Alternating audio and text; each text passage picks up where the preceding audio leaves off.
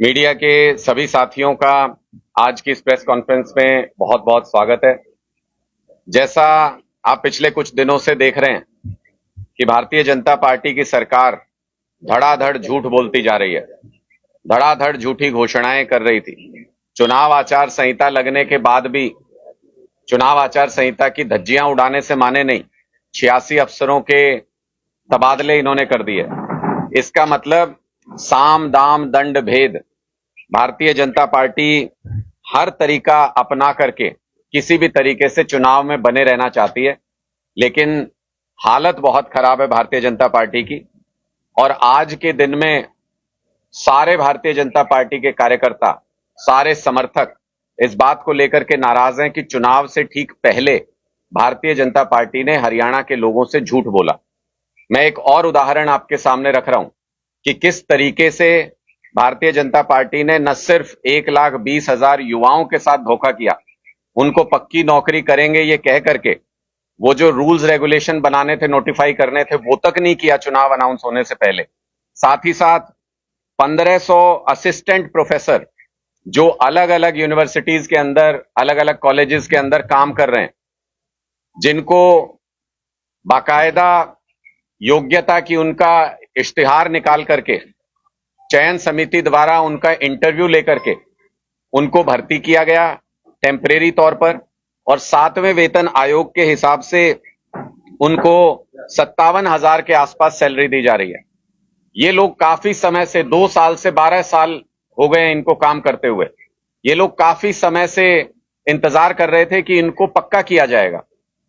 सरकार की तरफ उम्मीद लगाए देख रहे थे कि इनको परमानेंट जॉब इनकी की जाएगी, क्योंकि 10-10 साल, 12-12 साल काम करते इनको हो गए। बार बार इनके डेलीगेशन ने हमसे भी मुलाकात की है, सरकार के अधिकारियों से, नेताओं से भी मुलाकात की है, मुख्यमंत्री के पास भी इनके डेलीगेशन ने अपना रिप्रेजेंटेशन दिया है। लेकिन उसके बावजूद भी आप देखिए कि भारतीय जनता पार्टी को जब झूठ बोलना था, झूठ में भी इनका कोई साझा, इनका कोई दिलासा नहीं दिया भारतीय जनता पार्टी ने, और एक अपर लिमिट रख दी। कहा कि 50,000 से ऊपर अगर कोई कच्चे कर्मचारी की तनख्वाह है तो वो इस स्कीम से बाहर हो जाएगा, उसको हम सुरक्षित नहीं करेंगे, उसको हम पक्का नहीं करेंगे। इन सारे के सारे 1500 असिस्टेंट प्रोफेसर के साथ ये धोखा है, सिर्फ इसलिए कि उनकी सैलरी 50,000 से ऊपर है। वो सरकार के लिए सस्ता लेबर नहीं है, सिर्फ इसलिए उनको पक्का ना करना, ये उनके साथ धोखा है। और 1,20,000 लोगों के साथ भी भारतीय जनता पार्टी की सरकार ने धोखा किया है। ये कहा कि HKRN में जिसको 5 साल हो गए उसको पक्का कर देंगे। मैंने उसी दिन मुख्यमंत्री नायब सिंह जी को चुनौती दी थी कि पूरे हरियाणा के अंदर एक ऐसा कर्मचारी ढूंढ के दिखाइए जो HKRN में जिसको 5 साल हो गए हो। इतना सफेद झूठ, वोट के लिए चुनाव से पहले इतना सफेद झूठ, लेकिन ये पूरा झूठ अब लोगों के सामने एक्सपोज हो चुका है। लोग सजा देने के लिए तैयार हैं। और जिस तरीके से नायब सिंह जी ने अपने कार्यकर्ताओं को भी धोखे में रखा कि चुनाव तय समय पे होगा और उसी दिन घोषणा हो जाती है चुनाव की, जिस तरीके से कार्यकर्ताओं को विश्वास में नहीं लिया जाता है, उससे भारतीय जनता पार्टी में भी जबरदस्त नाराजगी कार्यकर्ताओं और नेताओं के अंदर है। मेरे साथ आज कुलवंत व्यास जी मौजूद हैं, जींद से युवा जिला उप प्रधान है भारतीय जनता पार्टी के। आज ये आम आदमी पार्टी की विचारधारा से सहमत होकर के आम आदमी पार्टी का हिस्सा बन रहे हैं। और क्यों भारतीय जनता पार्टी से नाराज हैं, क्यों भारतीय जनता पार्टी से कार्यकर्ता छोड़ छोड़ करके जा रहे हैं, इसके बारे में मैं निवेदन करूंगा कि कुलवंत व्यास जी खुद इस डिटेल में बताएं कि कैसे भारतीय जनता पार्टी के बनिस्बत आज वो आम आदमी पार्टी में शामिल हो रहे हैं, नीतियों में क्या फर्क है। सभी पत्रकार बंधुओं को मेरी राम राम। माइक लगा, माइक पास छोड़ दो। तो जैसा कि आज भाई अनुराग डांडा जी ने बताया है कि हम बीजेपी छोड़ के कांग्रेस, ये आम आदमी पार्टी की जो नीतियों में विश्वास करके आम आदमी पार्टी ज्वाइन कर रहे हैं। आम आदमी पार्टी की नीतियों में विश्वास हमारा बहुत पहले से है। मेरे पिताजी गांव दनौरी के पहले ऐसे व्यक्ति हैं जिन्होंने केजरीवाल जी के कहने पर पहला वोट अपना नोटा पे डाला था। उसके बाद भी हम बीजेपी पार्टी से जुड़े रहे, क्योंकि हमारे दिमाग में एक चीज भर रखी थी कि ये हिंदुओं की पार्टी है। जय श्री राम, जय श्री राम। हमें तो अब पता चला जब से हमने होश संभाला है, राम राम तो हम बचपन से ही बोलते आ रहे हैं। ऐसी तो कोई नई चीज थी नहीं। लेकिन चलो वो तो एक धार्मिक मामला है, बीजेपी पार्टी उसका फायदा उठाती रही है। लेकिन उसके साथ साथ मैं बीजेपी पार्टी के उन कार्यकर्ताओं को जो युवा मोर्चा में हमारे साथ कार्य करते रहे हैं और जो ये कहते रहे हैं कि बीजेपी पार्टी अपने लिए कुछ नहीं कर रही, ना रोजगार का विषय था उनका, रोजगार के विषय में एक भी व्यक्ति जो बीजेपी पार्टी से जुड़ा हुआ है, कोई भी कार्यकर्ता ये नहीं कह सकता कि भी मैंने अपना एक आदमी कोई सफाई कर्मचारी लगवा दिया। 10-12 साल से पार्टी में धक्के भी खाने लग रहे हैं और इसके साथ साथ देख रहे हैं। लेकिन मैं उनको ये कहना चाहता हूं, यदि उनके अंदर जरा सी भी कोई मानवता के प्रति, कोई देश के प्रति, कोई अपने गांव के प्रति या किसी समाज के प्रति वो अपनी कोई जिम्मेवारी सोचता है, तो मेरे हिसाब से उनको बीजेपी पार्टी छोड़ देनी चाहिए। या वो ये छोड़ दे कि भाई बीजेपी पार्टी ने उनके साथ गलत किया है। और जो अभी ये 1,25,000 कर्मचारी कह रहे हो ना, इनमें एक मेरा भाई भी है, वो बता रहा था इनके भाई, 1 तारीख में इलेक्शन होगा, 4 को गिनती होगी, 6 को पहली कैबिनेट की मीटिंग में नायब सैनी साहब साइन मारेंगे उसके ऊपर। भाई एक सभी कर्मचारियों को मैं बता रहा हूं, मोदी जी के बाद नायब सैनी जी का जुमला है। कल कोई इस हवा में ना रहे कि ये इनको रेगुलर करेंगे। सबसे बड़ी झूठ कैथल में बोली है। उस दिन हम भी यहाँ थे जिस दिन आचार संहिता लगनी थी, उन्होंने ये उस दिन भी ये कहा कि अभी आचार संहिता नहीं लगेगी। कार्यकर्ताओं के साथ सबसे बड़ी ठगी ये थी। ये नहीं था कि मुख्यमंत्री को पता नहीं है कि आज आचार संहिता लगेगी। मुख्यमंत्री जी को पता था, इसीलिए 5,28,000 करोड़ रुपए, वो 528 करोड़ रुपए शायद, वो उन्होंने किसानों के खाते में डाले हैं। लेकिन बचपन में एक टीचर हमें कहता था, यदि किसी के मान सम्मान के साथ हम खिलवाड़ करके उसको कुछ देते हैं या किसी के गाल पे एक थप्पड़ मार के उसको एक लड्डू देते हैं ना, तो ये किसानों के लिए वो है। हरियाणा पंजाब के बॉर्डर को भारत पाकिस्तान का बॉर्डर बना के रखे इन्होंने, और आज ये 2,000 रुपए देकर किसानों को अपनी तरफ आकर्षित करना चाहते हैं। किसान, एम्प्लॉयज, जाट, नॉन जाट, राजपूत, गुज्जर, हर एक समाज को इन्होंने एक दूसरे से लड़ा के रखा है। और कितने भावुक लोग थे, इनकी बातों में आके आपस में लड़ाई झगड़े भी रखे हैं। तो मेरी सभी से एक प्रार्थना है, जहां तक भी आपके चैनल के माध्यम से हमारी आवाज जा रही हो, तो कि आज के बाद एक तो जो ये हिंदू मुस्लिम का जो सिस्टम पार्टी ने चला रखा है, इसको छोड़ दो। क्योंकि हमारे गांव में मुस्लिम भी है, हिंदू भी है, जो मुस्लिम समाज है वो भी हमारे हिंदू त्योहारों को मनाता है। इसीलिए एक तो इसकी इस भावना से बाहर निकलो। और जो ये जुमलेबाजी है, आप देखोगे कि 2.5-3 महीने में नायब सैनी जी ने इतनी घोषणा कर दी, उनको खुद भी याद नहीं है अब क्या क्या घोषणा उन्होंने की है। तो इनके इन जुमलों से बाहर निकलो। आम आदमी पार्टी के लिए आपको वर्कर बनने की जरूरत नहीं है, कार्यकर्ता बनने की जरूरत नहीं है, लीडर बनने की जरूरत नहीं है। एक आम आदमी बनकर आप अपना वोट डाल लेंगे तो आपके बच्चों की शिक्षा के लिए जाएगा, आपके बच्चों के स्वास्थ्य के लिए जाएगा। यदि आप इन चीजों से, पहली बात तो कोई अपरिचित नहीं है, आप दिल्ली में देख सकते हैं, पंजाब अपने साथ लगता स्टेट है, वहां देख सकते हैं। इसीलिए मेरे कम से कम उन बीजेपी वाले साथियों से मेरा अनुरोध है जो मेरे पास आके रोते थे कि भाई पार्टी कुछ नहीं करी, कम से कम वो मेरे साथ इस पार्टी को छोड़ दे और आम आदमी पार्टी में ना कोई लीडर बनना, अपने गांव में ही एक आम आदमी बन के आम आदमी पार्टी के लिए कार्य करे। फिर तेरे पाछे और सूत्रे लगेंगे। बहुत बहुत स्वागत है आपका हमारे। बताओ जी। सच्चे कर्मचारियों की आपने बात की, कर्मचारी 1,30,000 कर्मचारी, आम आदमी पार्टी की क्या नीति है? देखिए, हमारी बहुत स्पष्ट नीति है। लाखों बच्चे सरकारी नौकरी के लिए तैयारी कर रहे हैं। इन्होंने कहा था सीईटी एग्जाम कराएंगे हर साल, एक बार करा के दोबारा कभी लौट के नहीं आए। लाखों बच्चे इंतजार कर रहे हैं। HKRN में जो पूर्व मुख्यमंत्री मनोहर लाल जी हैं, उन्होंने खुल के ये कहा था पत्रकारों के सवाल के जवाब में कि ये कच्चे हैं कर्मचारी, हमको इनकी जिस दिन जरूरत है उस दिन बुलाएंगे, अगले दिन जरूरत नहीं है हटा देंगे। बहुत सारे हजारों लाखों बच्चे ऐसे थे जिनको ऐसी अस्थाई जॉब नहीं करनी थी, वो अपनी सरकारी नौकरी की तैयारी कर रहे थे। 2 लाख सरकारी नौकरी तो आपने खाली रखी हुई है और टेम्परेरी तरीके से बिना किसी भर्ती प्रोसीजर के आपने जिनको अपने लोगों को भी उसमें रख लिया या जिसको भी एचकेआरएन की जॉब में रखा, और इसमें मैं ये भी कहना चाहता हूं कि एचकेआरएन में बहुत सारे योग्य उम्मीदवार भी हैं जिनको अगर परमानेंट जॉब निकाली होती सरकार ने तो वो वहां एडजस्ट हो गए होते।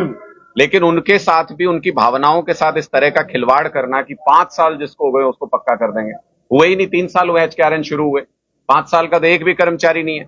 जब तक 5 साल होंगे तब तक नायब सिंह जी पता नहीं कहां होंगे। इस तरीके की बिना सिर पैर की घोषणाओं से युवाओं का हौसला टूटता है। लाखों युवा इस भूल भुलैया में फंस के रह जाते हैं कि हमको एचकेआरएन में चले जाना चाहिए था या एचकेआरएन में नहीं जाना चाहिए था, सीईटी की तैयारी करनी चाहिए थी, हमसे कोई गलती तो नहीं हो गई कि हमने सरकारी जॉब का इंतजार किया। इस तरीके से युवाओं की भावनाओं के साथ खिलवाड़ करना सही नहीं है। आम आदमी पार्टी ने, केजरीवाल जी ने यह गारंटी दी है कि आम आदमी पार्टी की सरकार आएगी तो 100% रोजगार सुनिश्चित करेंगे और एक एक युवा को रोजगार देंगे। 2 लाख सरकारी नौकरी पहली कलम से आम आदमी पार्टी हरियाणा के अंदर निकालेगी। और जैसा हमने दिल्ली में किया, 12 लाख नौकरियां दी अरविंद केजरीवाल जी ने अपने कार्यकाल में दिल्ली में, और पंजाब में 50,000 सरकारी नौकरी और 3.5 लाख प्राइवेट रोजगार पिछले 2-2.5 साल के अंदर दिया। ऐसी नीतियां हरियाणा के अंदर भी आ सके, युवाओं का कुछ भला हो सके, ये हमारा प्रयास है। देखो कह रहे हैं विधानसभा सत्र बुलाऊंगा। देखिए, नायब सिंह जी की मर्जी है। अब विधायक तो उनके चुनाव घोषित हो गया, दोबारा तो आने नहीं। तो अगर बैठ के थोड़ी गपशप करना चाहते हैं अपने लोगों से, आखिरी बार विधानसभा के मजे लेना चाहते हैं तो ले लें, उसमें कुछ कर नहीं सकते हैं। तकनीकी तौर पे अगर आप देखेंगे तो ये वेस्ट ऑफ एफर्ट है, इसी को जुमला कहते हैं। मोदी जी ने कहा 15 लाख दे देंगे, लोगों ने तो यकीन किया था, लोगों की थोड़ी गलती है, गलती मोदी जी की है। बाद में बोले कि ये तो जुमला था। अब ये भी कह रहे हैं ये चाहते तो इसी अनाउंसमेंट को 1 महीना पहले करके, अब तो नायब सिंह जी को भी मुख्यमंत्री बने हो गए कई महीने, ये चाहते तो 1 महीना पहले अनाउंसमेंट करके उसका बाकायदा नोटिफिकेशन करके उसके रूल्स बना के इन लोगों को इंडक्ट कर सकते थे। पर इनको भी पता है कि ना ये कानूनी रूप से मुमकिन है, ना इनके पास इसके लिए कोई अच्छी योजना है, सिर्फ फेंकने के लिए इन्होंने ये जुमला फेंक दिया। मैं तो ये कहता हूं नायब सिंह जी, वो कहते हैं, कई बार मैंने इंटरव्यू में सुना है, कहते हैं मुख्यमंत्री बन के फीलिंग आ रही है। तो मैं तो ये कह रहा हूं कि भाई फीलिंग ले लो, आखिरी बार फीलिंग आ रही है। इसके बाद तो लोग आपको ऐसी जगह भेजेंगे जहां से विधानसभा के दूर से दर्शन करने पड़ेंगे, गैलरी तक में बैठने से लोग नाराज होने लगेंगे आने वाले समय में भारतीय जनता पार्टी के नेताओं से।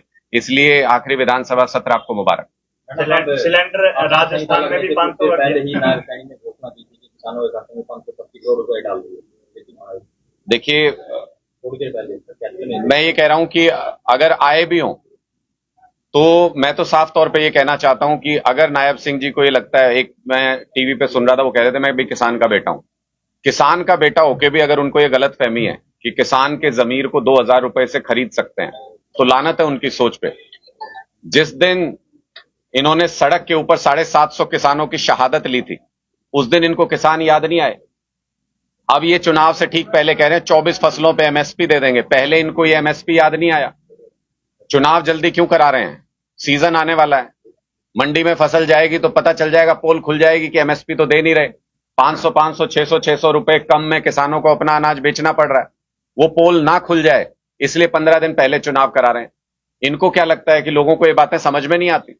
अगर इनको लगता है कि 2,000 रुपए में किसान का जमीर खरीदा जा सकता है, तो मैं तो ये कहूंगा कि किसानों को मुबारकबाद दूंगा जिनके अकाउंट में 2,000 रुपए पहुंच गए। चुनाव में भी इनके पास बहुत पैसा है, चुनाव में भी पैसा देने के लिए आएंगे, एक पैसा मत छोड़ना, इनसे पैसा ले लेना सारा का सारा, हमारा ही लूटा हुआ है, और वोट झाड़ू पे डाल देना। अनुराग जी, बीते दिनों लोकसभा का भी चुनाव हुआ, आपका गठबंधन भी था, उसके बाद भी आप नहीं जीत पाए, तो क्या लगता है कि इन चुनाव में आप अकेले भी लड़ोगे और जीत पाओगे? देखिए, हरियाणा विधानसभा चुनाव और लोकसभा चुनाव पहले तो 2 अलग अलग तरह के चुनाव होते हैं। लोकसभा चुनाव में लोग नेशनल ऑल्टरनेटिव के लिए वोट देते हैं कि केंद्र में सरकार बनेगी कि नहीं। हम तो 22 सीट पे चुनाव लड़ रहे थे, तो हम केंद्र में सरकार बनाने के लिए तो नहीं चुनाव लड़ रहे थे। हमारा लक्ष्य ये था कि मोदी जी जो तानाशाह समझने लगे अपने आप को इस देश का, उनको उनकी सही जगह दिखानी है, लोकतंत्र क्या होता है ये बताना है। हम अपने लक्ष्य में 100% कामयाब रहे। मोदी जी के दोनों हाथों में बैसाखी पकड़ा दी लोगों ने, ज्यादा तेज दौड़ने की कोशिश करेंगे तो मुंह के बल गिरेंगे, ऐसी हालत में पहुंचा दिया। हम अपने लक्ष्य में पूरी तरह से कामयाब रहे, जिसकी वजह से इंडिया गठबंधन बनाया गया था। दूसरी बात, हरियाणा विधानसभा चुनाव में लोग ये देखते हैं कि राज्य की सरकार में कौन हमारी जो मूलभूत सुविधाएं हैं वो हमको दे सकता है, हमारी इच्छाओं को पूरा कर सकता है। आम आदमी पार्टी का ट्रैक रिकॉर्ड है, हमने दिल्ली और पंजाब में ये करके दिखाया है। एक हरियाणा के दाएं तरफ है, एक बाईं तरफ है। लोगों को देखने को मिलता है कि बिजली फ्री हो सकती है, स्कूल अच्छे हो सकते हैं, अस्पताल अच्छे हो सकते हैं। जब राज्य में वोट करते हैं लोग हमको, तो वो हमको एक विकल्प के रूप में देखते हैं। जब हम गुजरात में मोदी जी के घर में 41 लाख वोट ला सकते हैं, तो ये तो अरविंद केजरीवाल जी का जन्म स्थान है। एक तरफा वोटिंग होगी हरियाणा के अंदर। हम लोग सर्वे में नहीं आते, सीधे सरकार में आते हैं। और आप देखिएगा कुछ दिनों के बाद हरियाणा में आम आदमी की सरकार बनने वाली है। ये 5 गारंटियां केजरीवाल जी की पूरी करेंगे। पंजाब में आपकी सरकार है, हरियाणा में पानी नहीं दे रहे आप। अनुराग जी एक एक कहाँ से करके। दावा ठोक रहे हैं? देखिए, कोई दावा ठोकने के लिए नहीं, हम लोग यहाँ टिकट या किसी पद के लालच में तो पार्टी में आए नहीं। हमारा तो एक लक्ष्य है कि हरियाणा के अंदर आम आदमी पार्टी की सरकार बनानी है। पार्टी का जहां से जो आदेश होगा वो हम पूरा करेंगे। जिस तरीके से लोकसभा चुनाव के अंदर लोगों ने आम आदमी पार्टी को 5 लाख से ज्यादा वोट दिया, वो अपने आप में इस बात को लेकर के स्टैंप है कि कांग्रेस और बीजेपी के बाद अगर कोई तीसरा विकल्प हरियाणा के अंदर है तो वो आम आदमी पार्टी है। हमारा काम है इस विकल्प को लोगों तक लेकर के जाना। हमारा काम है लोगों को ये बताना कि कुएं और खाई के बीच में इस बार एक पगडंडी भी है। लोग ये कहते थे एक तरफ कुआं है एक तरफ खाई है, या तो कुएं में गिर जाओ कांग्रेस को वोट देके, या खाई में गिर जाओ बीजेपी को वोट देके। हम ये कह रहे हैं भाई, कुएं और खाई के बीच में इस बार एक पगडंडी है जो सुनहरे हरियाणा की तरफ जाती है, जो सीधे आम आदमी पार्टी की तरफ आती है। हमने विकल्प लोगों के सामने रख दिया। हम लोगों के पास डोर टू डोर चले गए, 15 दिन में 45 रैलियां कर दी। अब लोगों का काम है, जनता का काम है कि वो क्या निर्णय लेते हैं। लोकतंत्र में जनता सर्वोपरि होती है। पंजाब में आपकी सरकार क्यों नहीं बोलती कि पानी देने नहीं है? देखिए, मैं बिल्कुल ये सवाल, मुझे लगता है कि जब इस बार पॉलिटिकल पार्टीज मैदान में जाएं तो लोगों को ये सवाल पूछना चाहिए। ये जो बार बार एसवाईएल का मुद्दा उठाती हैं सारी पार्टियां, लोगों को ये सवाल पूछना चाहिए। इस बार जो भी वोट मांगने के लिए उनके पास आए, लोगों को ये पूछना चाहिए कि आप लोगों की जब पंजाब के अंदर, हरियाणा के अंदर और केंद्र के अंदर कांग्रेस की सरकारें रही, कई बार रही, लोगों को ये पूछना तो चाहिए भाई दर्द क्या था। 3 लोगों को कमरे में बैठ के डिसाइड करना था, किया क्यों नहीं? पानी दिया क्यों नहीं? एडजस्ट क्यों नहीं किया किसको कितना पानी मिलना चाहिए? नहीं किया क्योंकि राजनीति करनी थी। बीजेपी को भी ऐसा मौका 2-3 बार रिसेंटली भी मिला है, जिसमें पंजाब में भी अकालियों के साथ उनकी सरकार थी, केंद्र में भी उनकी सरकार थी, हरियाणा में भी उनकी सरकार थी। बंद कमरे में बैठ के मोदी जी चाहते वो फैसला हो जाता, किया क्यों नहीं? इसका मतलब उनको भी राजनीति करनी थी इस मुद्दे के ऊपर। मोदी जी 2019 में हरियाणा में आए थे, रैली में ये कह के गए थे 70 साल से पानी बह के पाकिस्तान जा रहा है, ये देश के हिस्से का पानी। बोले मोदी इस पानी को रोकेगा। मैं ये पूछना चाहता हूं, 5 साल भी बीत गए, अगली वोटिंग भी हो गई, मोदी जी कोई एक बूंद पानी रोकी? या दुश्मन देश में पानी जा सकता है, लेकिन पंजाब, हरियाणा, राजस्थान को आप लड़वाते रहोगे पानी के लिए आपस में? ये सारे सवाल जनता को पूछने चाहिए। आम आदमी पार्टी को अभी ऐसा मौका नहीं मिला। ये बातें आपस में बातचीत करके सुलझाने की है। केंद्र सरकार दखल दे तो अभी भी सुलझ सकती है, लेकिन मोदी जी मीटिंग में आने को तैयार नहीं। अरविंद जी ने खुला निमंत्रण दिया कि 15 मिनट दे दो चाय पीने के लिए, हम ही चर्चा कर लेंगे कैसे इस पे समाधान निकालना है। मोदी जी ने 2 साल हो गए, आज तक वो 15 मिनट नहीं निकाल पाए। विदेशों में घूमने के लिए उनके पास समय। तो हमारा स्पष्ट तौर पे ये कहना है कि सबको मौका दे के देख लिया। ये चौटाला यहाँ कुरुक्षेत्र में चुनाव लड़ रहे थे, कह रहे थे हरियाणा हमने बनाया, हरियाणा हमने बनाया। मैं ये पूछना चाहता हूं, जब मकान बनाते हैं तो पानी की पाइप तभी लगाते हैं या 10 साल बाद पानी की फिटिंग कराते हैं उसमें? अब हरियाणा, भाई तुमने हरियाणा बनाया था तो पानी लाना भूल गए थे क्या उस टाइम पे? तो इन सारे लोगों को लोगों ने जांच परख लिया, सबको मौका मिल चुका। एक मौका इस बार अपने बेटे हरियाणा के लाल अरविंद केजरीवाल को इस बार लोगों को देना चाहिए। आप देखिएगा कि हमने गूढ़ समस्याओं का समाधान दिल्ली में भी किया है, पंजाब में भी किया है। हम हरियाणा की समस्याओं का भी समाधान करेंगे। लोगों में करते हैं कि करनाल की बजाय कैथल से चुनाव लड़े। स्वागत है, जमानत जब्त करानी हो तो कैथल का सौभाग्य होगा कि नायब सिंह जी की जमानत जब्त करा के भेजेंगे। कांग्रेस कह रही है कि ये जो चुनाव होगा बीजेपी और कांग्रेस के बीच का चुनाव है, बाकी तीसरी कोई पार्टी नहीं है। ये निश्चित वोट काटो पार्टी बोल निश्चित तौर पे उनका स्वागत है। दिल्ली में भी यही बोला था, फिर 0 पे चले गए। पंजाब में भी बोला था तो आज हाशिए पे हैं वहां पे। हरियाणा में बोल रहे हैं हम फैसला हरियाणा की जनता पे छोड़ते हैं कि इनकी दादालाई तो नहीं है, ये इनकी जागीर तो नहीं है राजनीति। आम परिवारों से, आम घरों से लोग आके भी राजनीति कर सकते हैं। हम लोगों के बीच में सिर्फ तीसरा विकल्प रख रहे हैं। मैंने पहले भी कहा कि कांग्रेस को हरियाणा में 25 साल राज करने का मौका मिला। 25 साल में क्या नहीं बदल सकता? बीजेपी को 10 साल राज करने का मौका मिला, क्या नहीं बदल सकता 10 साल में? लेकिन ये लोगों को मूलभूत सुविधाएं नहीं दे पाए। 24 घंटे बिजली एक गांव नहीं बता सकते हरियाणा में जहां 24 घंटे बिजली आती है। एक गांव, खुली चुनौती है बीजेपी को। 5800 गांव बोलते हैं अपने पोस्टरों में, कोई भी नेता उनका, मुख्यमंत्री, चलने को तैयार हूं, एक गांव में बता दें 24 घंटे बिजली आती है। बिजली मुफ्त नहीं कर पाए। स्कूल में, सरकारी स्कूल, एक गांव बता दो जहां पे सरकारी स्कूल में कहीं स्विमिंग पूल हो, सारे टीचर पूरे हों, बेंच लगे हुए हों, बढ़िया इंफ्रास्ट्रक्चर हो, कोई हॉकी का ग्राउंड बनाओ इंटरनेशनल लेवल का, एक स्कूल बता दो, नहीं मिलेगा आपको। एक अस्पताल बता दो जहां सारी मशीनें हो, सारे टेस्ट होते हो, वो फ्री में होते हो, दवाइयां सारी मिलती हो, एक नहीं मिलेगा आपको। अगर आप मूलभूत सुविधाएं नहीं दे पाए, कलायत कैथल में तो ये हाल है, यहां तो गांव में पीने का पानी नहीं है, जहरीला पानी पीने को मजबूर हैं लोग, पानी पी पी के बीमार हो रहे हैं लोग, पीने का पानी नहीं दे पाए घरों में। तो अगर 25 साल और 10 साल में आप ये मूलभूत सुविधाएं नहीं दे पाए और फिर कहते हो कि लोगों के पास विकल्प नहीं है, कह रहे हैं कि कुआं है या खाई है, बस दो ही विकल्प हैं, या तो कुएं में गिर जाओ या खाई में गिर जाओ। आप लोग ये सोचते रहिए कि दो ही विकल्प हैं। आम आदमी पार्टी ने लोगों के सामने तीसरा विकल्प रख दिया। अपनी सरकार बनाइए, अपने बच्चों के लिए सारी मूलभूत सुविधाएं आम आदमी पार्टी की सरकार में लाइए। सभी सीटों पर चुनाव लड़ेगी आप? 90 की 90 सीटों पर आम आदमी पार्टी विधानसभा चुनाव लड़ने जा रही है, क्योंकि हम आम आदमी की सरकार बनाने के लिए चुनाव लड़ रहे हैं।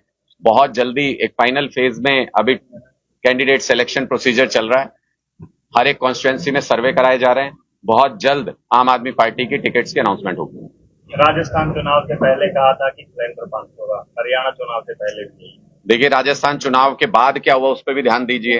विधानसभा के पहले सत्र में भारतीय जनता पार्टी ने ये कहा, ऐसा कब कहा था हमने? तो हरियाणा में भी वही हालत है, इनकी झूठ बोलने की आदत है, इनके बीच में कंपटीशन है। नायब सिंह जी कहते हैं मैं मोदी जी से ज्यादा झूठा, मोदी जी कहते हैं अरे तुम तो नए नए आए हो, मैं तुमसे ज्यादा झूठा। खट्टर साहब कहते हैं अरे तुम लोग क्या झूठे, मैं 9.5 साल झूठ बोल के चला गया। इनके बीच में झूठ बोलने का कंपटीशन है, इनके बीच में जुमलों का कंपटीशन चल रहा है, जनता सब समझ चुकी है। थैंक यू जी। क्या रणनीति क्या रहेगी 90 सीट पे जो है? सरकार बनाने की रणनीति है, एक एक बूथ पे चुनाव लड़ेंगे, एक एक बूथ पे बूथ योद्धा तैयार है, एक एक गांव में हमारी कमेटी तैयार है। 90 की 90 विधानसभा पर ऐसा चुनाव लड़ेंगे जैसा हरियाणा के इतिहास में कभी नहीं हुआ।